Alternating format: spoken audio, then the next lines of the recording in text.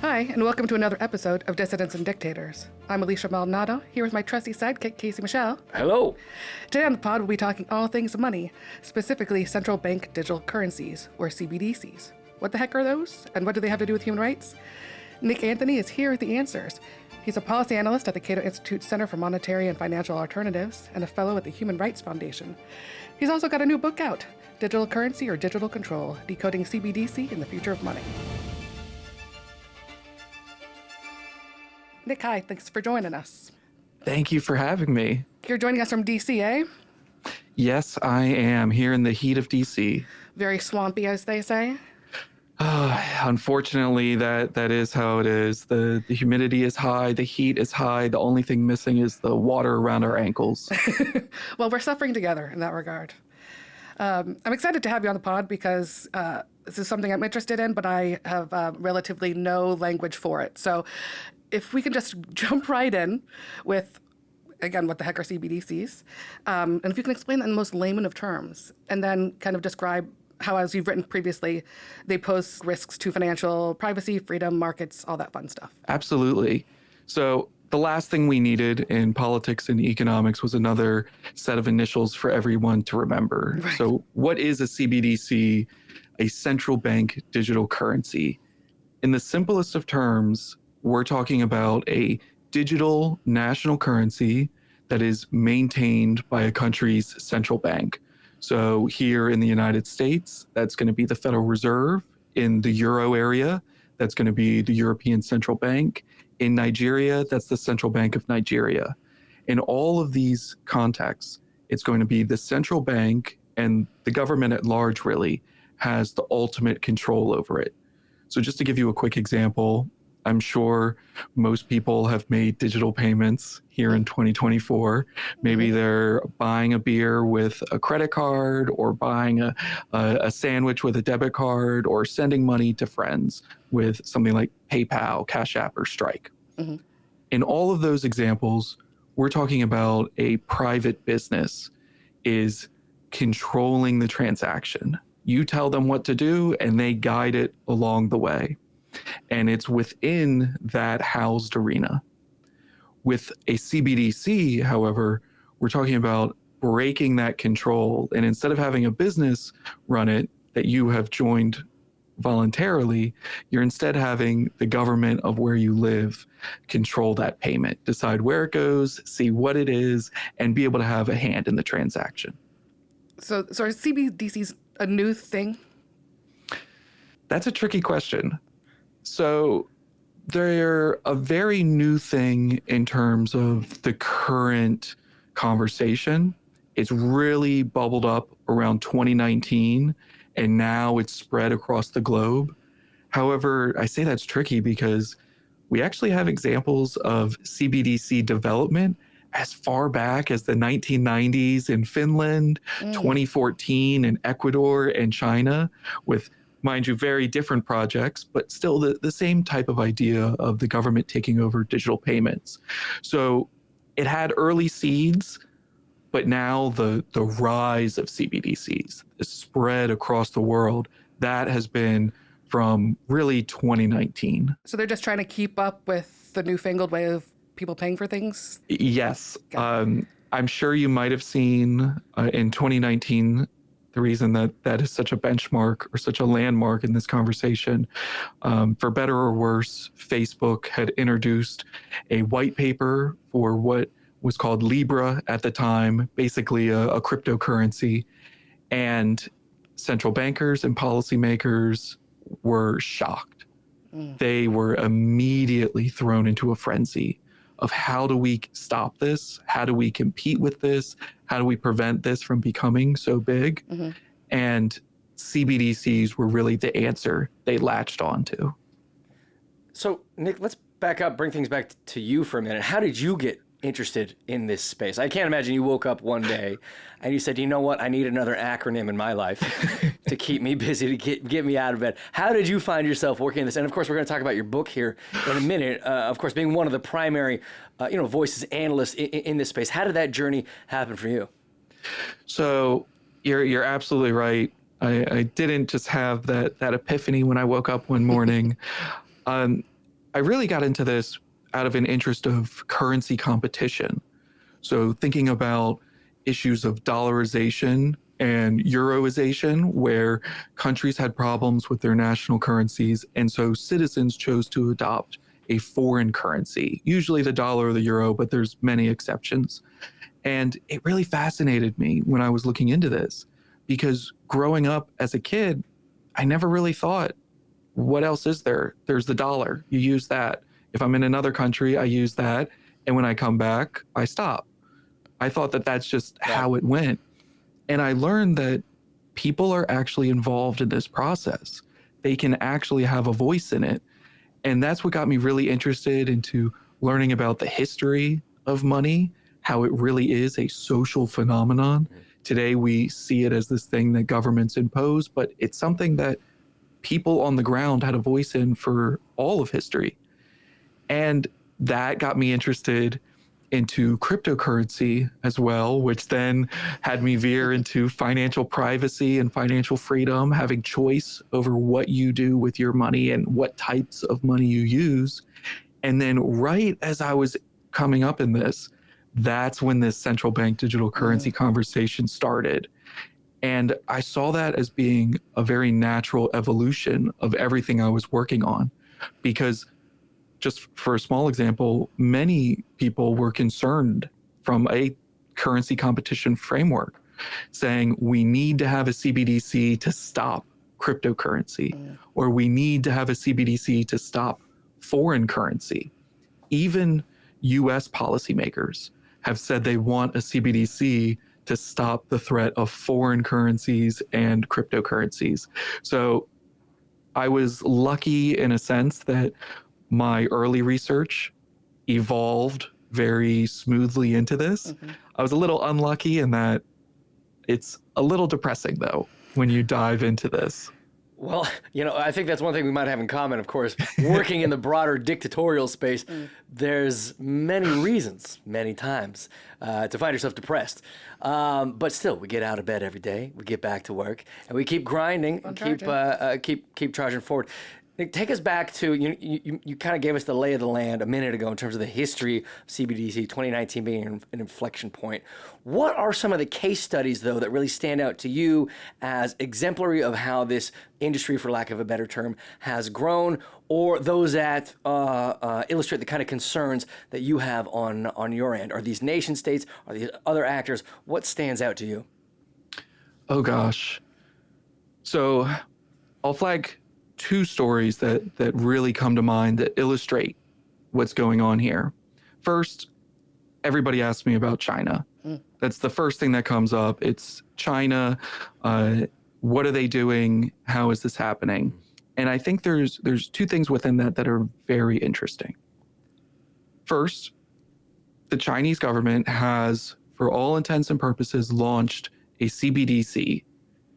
There are over, I believe, 260 million CBDC wallets that have been opened by Chinese citizens.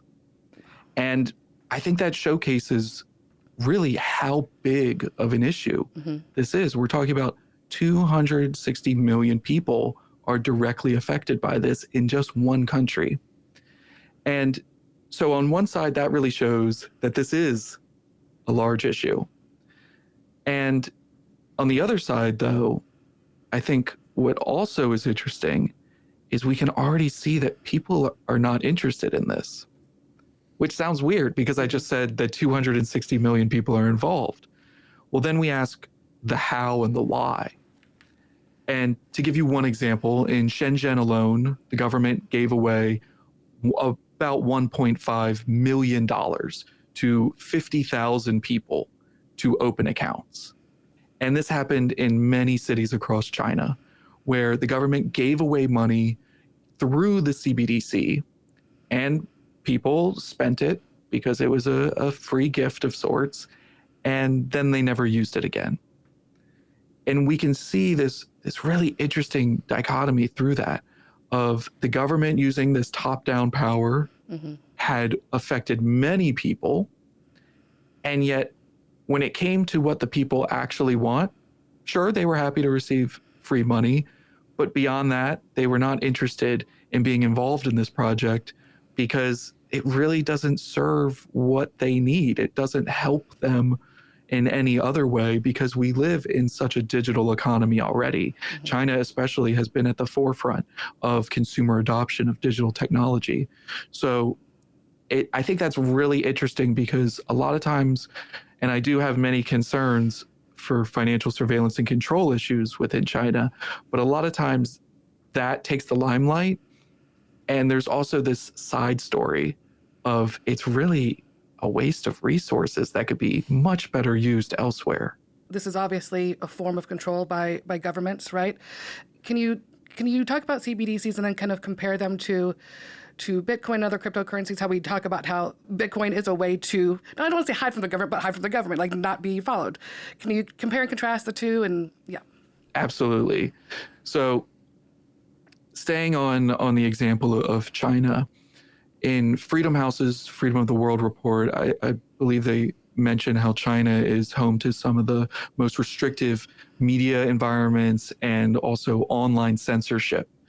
And unfortunately, with a CBDC, we're talking about really strengthening the connection of having a direct, unabridged connection between governments and citizens to allow them to look at their financial activity and censor that activity or restrict that activity. Just think of the examples of how people were worried during the Hong Kong freedom protests about using their credit cards just to do something as simple as buy train tickets, Right. because they could be traced back to the protests. And with having a direct relationship with the government, it makes that investigation and control so much faster. Now, with a CBDC, with Bitcoin, on the other hand, what are we looking at? We're looking at a decentralized system that no one person is in control of. So a decentralized system versus a centralized system. We're talking about something that is censorship resistant versus something that's a tool of censorship. Right. And so that's why we've seen in so many countries where people are concerned about governments targeting them, they've turned to Bitcoin as a way to fund protests or get money to activists. So that way they can keep their systems running, they can keep the lights on. But with a CBDC, it would ultimately be the flip of a switch. And even beyond that, in more liberal governments, there's also concerns about all the decisions made with the CBDC are usually going to be discretionary decisions made by unelected bureaucrats, whereas with Bitcoin, you have a very clear protocol, very clear system that anyone is welcome to review, and we know where it's going. So I dare say they are exact opposites, looking at Bitcoin and CBDCs. And I'll say briefly, I'm just so glad that you brought that up because unfortunately, I see that a lot in my conversations, that people think that the government is trying to issue Bitcoin or try to issue maybe Bitcoin Lite. And that's This can't be further from the truth. It's not at all the case. And there's a lot of folks in the cryptocurrency space that are trying to work with governments because they think that's what's going to happen. And from my experience, It's never really the answer, is it? It really isn't. What you may give them a good idea. You may walk up with the greatest white paper in the world, but I can tell you what you hand, even in the United States, what you hand Congress is not what's going to come out the other side. Right. So, Nick, in terms of things that come out the other side, we're now, again, just taking us back to the kind of the basic timeline of the growth of CBDCs globally over the past, especially 5 years. Are you expecting in the coming months, maybe even in the coming years, more governments to be implementing their own CBDCs? Or do you think, similar to how folks describe things like peak oil in the past, have we reached peak CBDC already, or is that still to come? That's a really tough question. I think, unfortunately, we're still going to see more CBDCs launched.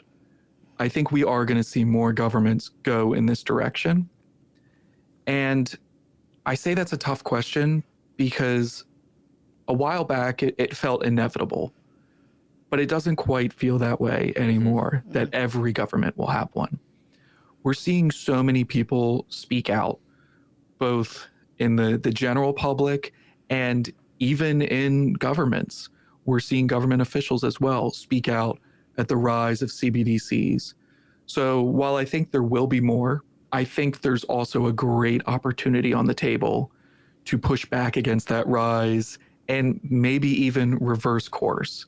It really just depends on how many people can get involved in the conversation and see the concerns and voice the concerns before the train has kind of left the station. Well, Nick, let me ask you a question. If there is if folks are interested in this space, and hopefully this isn't too much of a softball question, but is there a way folks may be able to, what's the term I'm looking for? Let's see, track what countries, what nation states are implementing their own CBDCs? Is there any tool that might be available for anyone with a computer? Low and inside.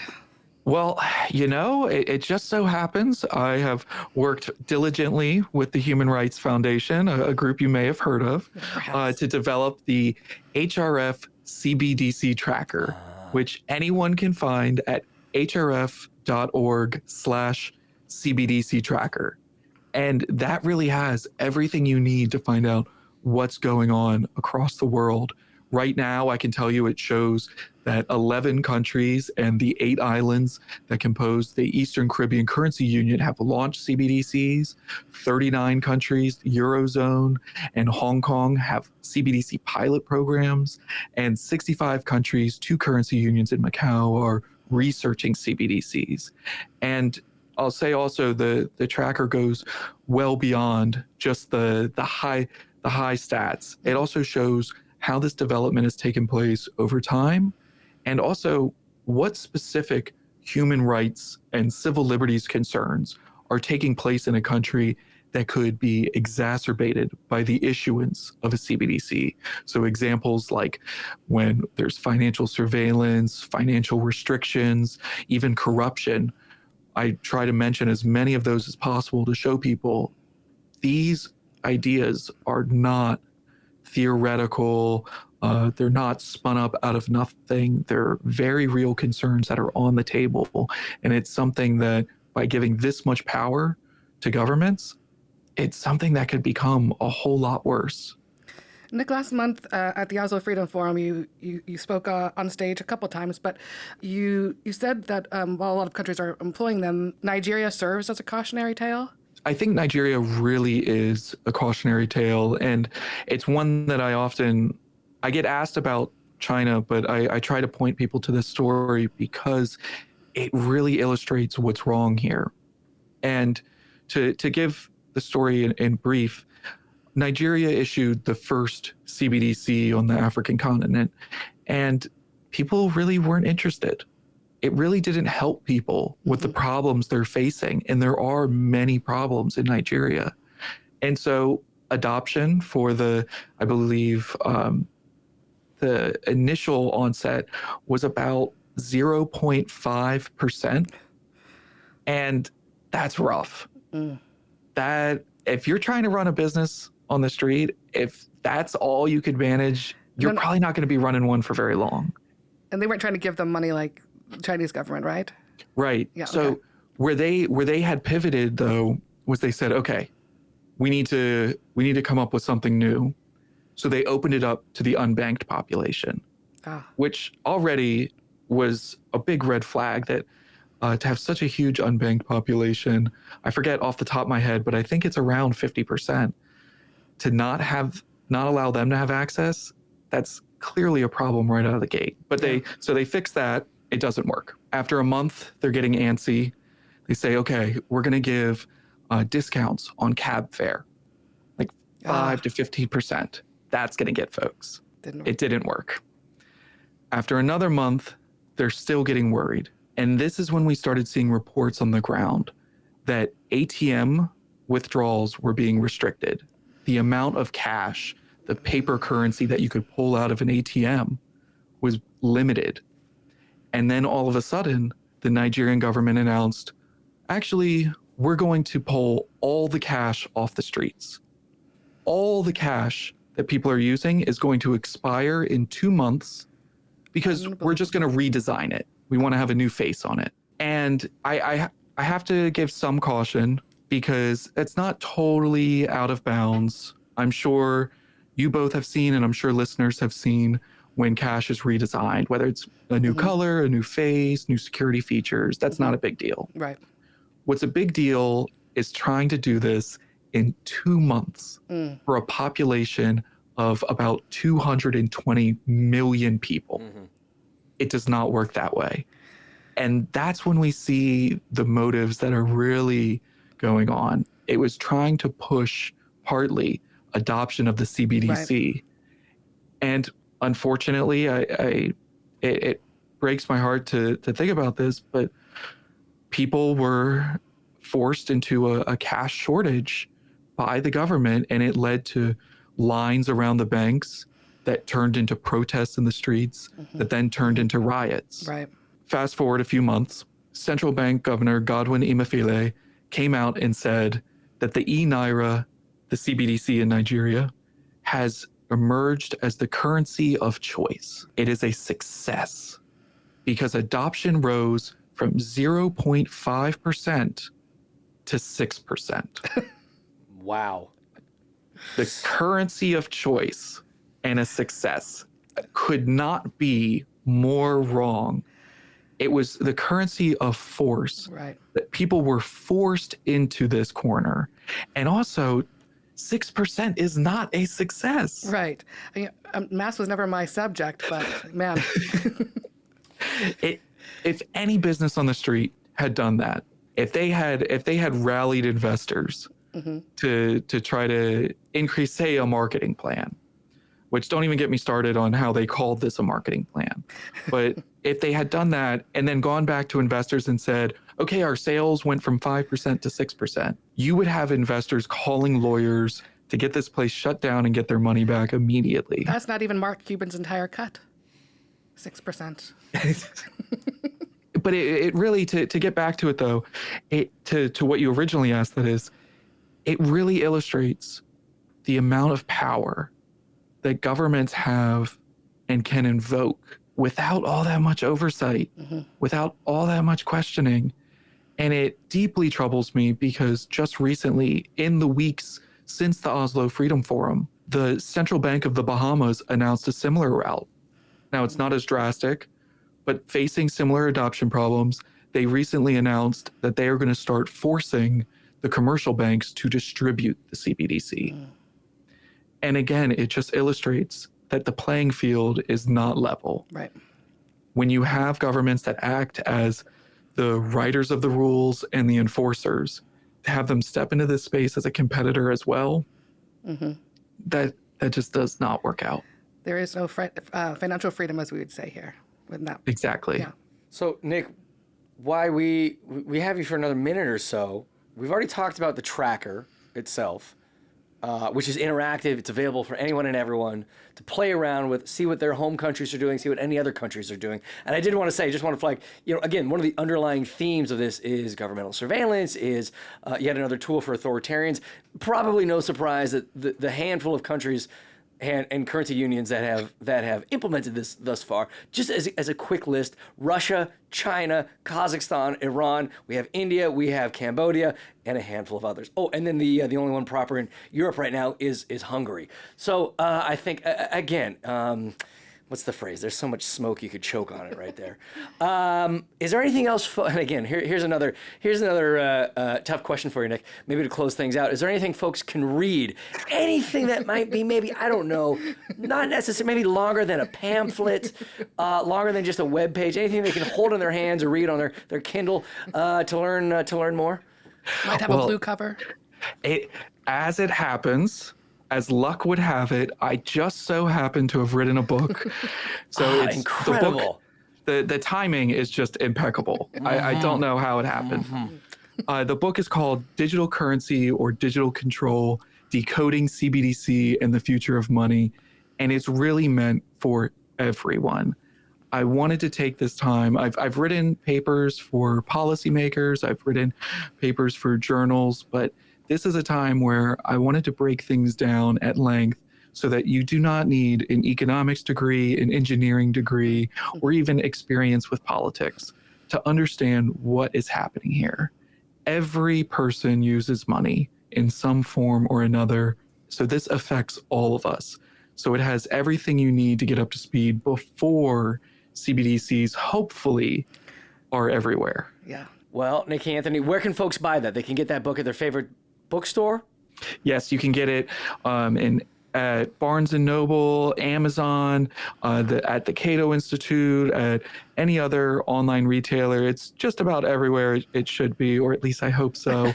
Or if nothing else, just come badger me and I'll get you in the right place. Are we allowed to pay for it with a central bank digital currency? Oh gosh, I don't think so. I'm trying to think of what jurisdictions it's available in. I don't think so just yet. All right, very good. What about That's Bitcoin, fine. That's though? fine. Yes, that is an option. Fantastic. Wonderful. Well, Nick Anthony, thank you so much for joining us today. It's been fantastic. I've certainly learned plenty. 100%. And we really appreciate all you're doing on this, and we look forward to speaking with you again soon. Thank you both. It's been great. Thanks, Nick. Before we end this episode, we wanted to close with an update on our end. Since it's already sweltering outside here in the New York summer, Elisha and I are going to be taking a break over the next few weeks, but we will be back soon with brand new episodes and brand new guests featuring all those voices on the front lines of the fight for democracy. So we'll see everyone again very soon. The Human Rights Foundation is a nonpartisan, nonprofit organization that promotes and protects human rights globally, with a focus on closed societies. We promote freedom where it's most at risk, in countries ruled by authoritarian regimes.